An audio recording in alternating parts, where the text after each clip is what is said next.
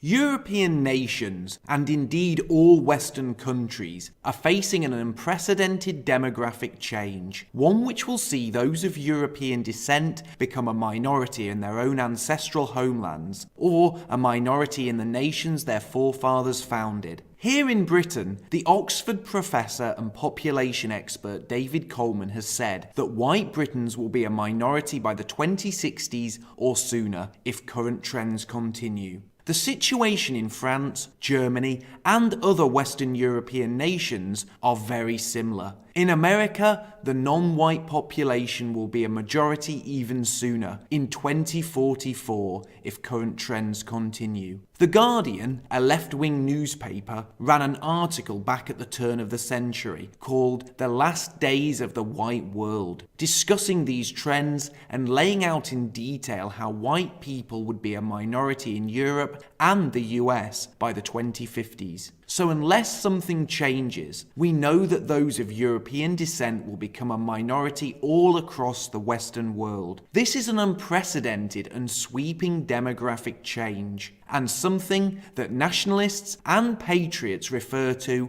as white genocide. But genocide is a term that often confuses people. It is not uncommon for people to recoil at the mere mention of the term white genocide. Detractors will quickly claim that what is occurring in the West isn't genocide at all, just a natural change, a transition in fact, and one that happens organically. But that is not true, because the demographic change in the West is not a natural phenomenon. It is largely being driven by mass migration from the Middle East, the Indian subcontinent, and Africa. And this mass migration is a recent phenomenon. In fact, it has only been taking place since the 1960s on this level. And this mass migration is almost completely planned and state-funded. What's more, the demographic change in the West is also being driven by the incredibly high birth rates of immigrant communities who have settled in the West, many of whom have the luxury of a high birth rate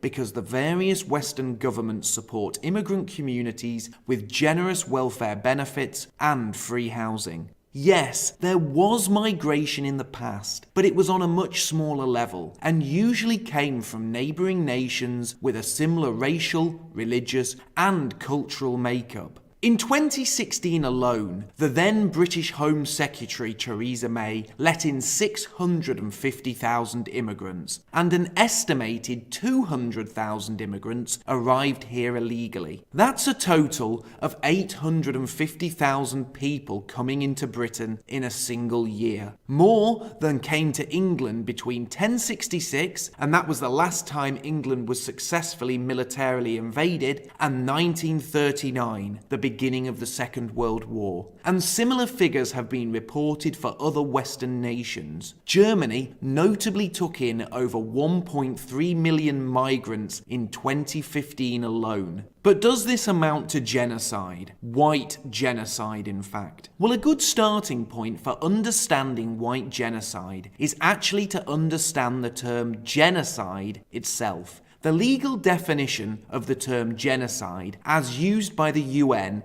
is as follows, and I quote, "Genocide is defined in Article 2 of the Convention on the Prevention and Punishment of the Crime of Genocide, 1948, as any of the following acts committed with intent to destroy, in whole or in part, a national, ethnical, racial, or religious group. As such, killing members of the group, causing serious bodily or mental harm to members of the group, deliberately inflicting on the group conditions of life calculated to bring about its physical destruction in whole or in part, imposing measures intended to prevent births within the group, and forcibly transferring children of the group to another group." End quote. This is taken from the opening of a document prepared by the Office of the UN Special Advisor on the Prevention of Genocide. I have placed a link to this document in the description below.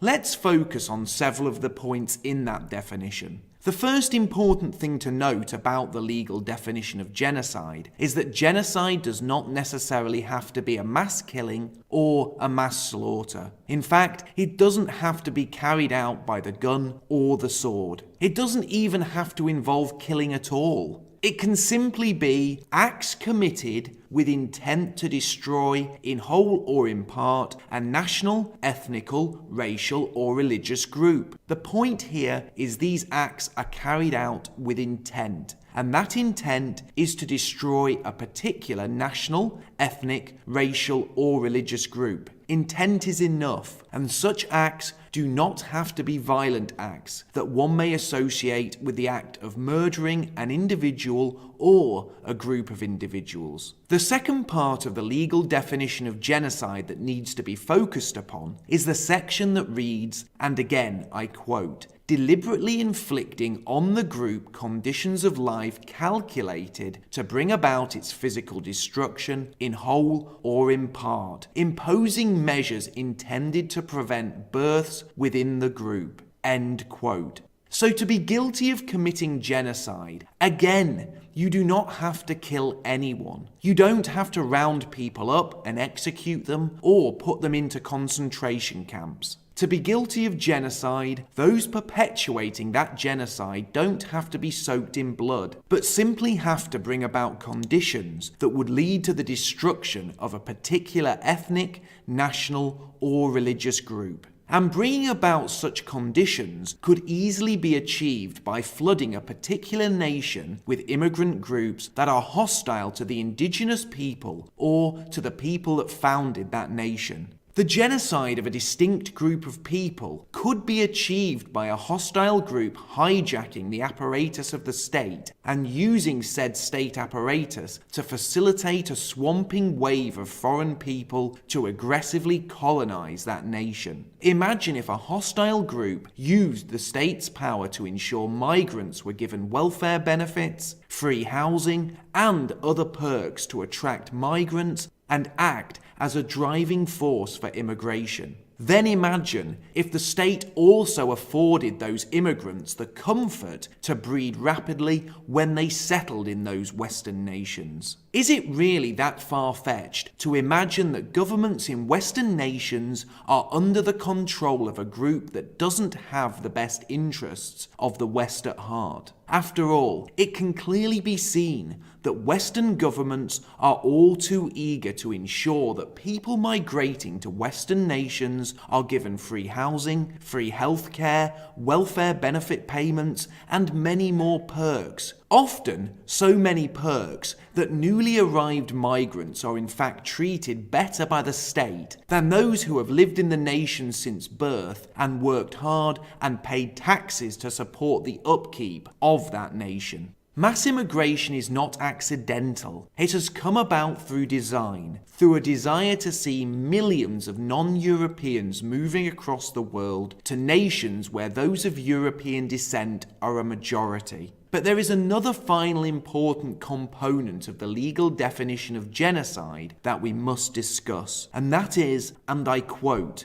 imposing measures intended to prevent births within the group. End quote. We are repeatedly told that Western birth rates are at an all-time low, that Western nations need immigration, that without immigrants, the West would die. But why are Western birth rates at an all-time low? Why are those of European descent not having children? Well, that too is something that has been engineered. Whilst immigrants have flooded into the West and bred at an alarming rate, the media, the education system, Hollywood, and the establishment have all engineered a situation where those of European descent are no longer having children. Feminism has driven a wedge between men and women, made them hate one another and compete with one another, rather than fostering an environment where they might come together and form loving families.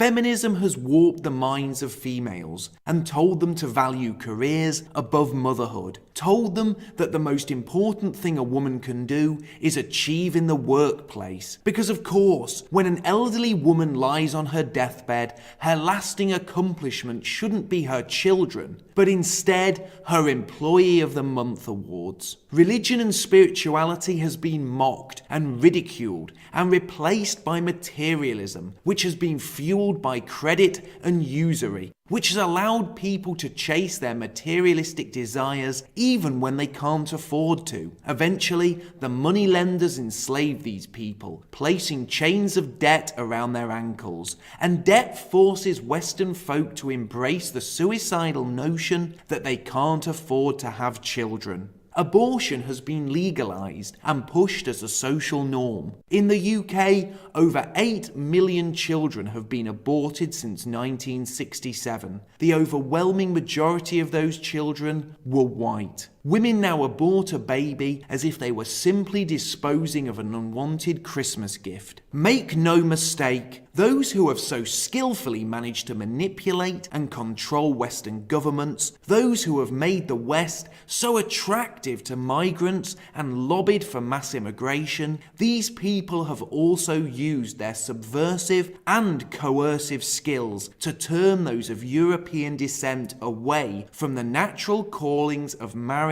and family, and instead focus the minds of the Western populace on selfish, individualistic pursuits of materialism and hedonism. And as Western folk party and consume and indulge in selfish individualism, they are rapidly being replaced in the nations their forefathers built. None of this is an accident. This is not a natural phenomenon. This is not progress, nor is it good for the West. What is happening in the Western world is exactly what is described by the UN in their legal definition of genocide. Conditions have been deliberately inflicted upon those of European descent with the calculated intention of destroying them, in whole or in part. This is white genocide.